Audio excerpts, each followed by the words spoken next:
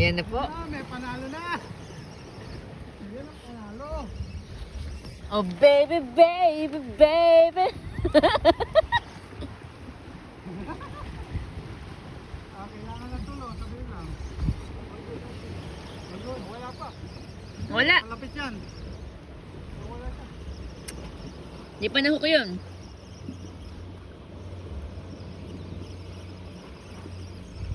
Wala, hindi ko ba- Wala. matatapang yung mga isla dito. Hindi ka lang.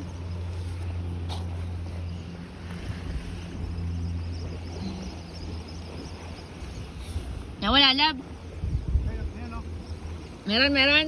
Sabi lang niya yun. At least meron na. Ibig sabihin, meron ang kagat. May Yung laban. mga isda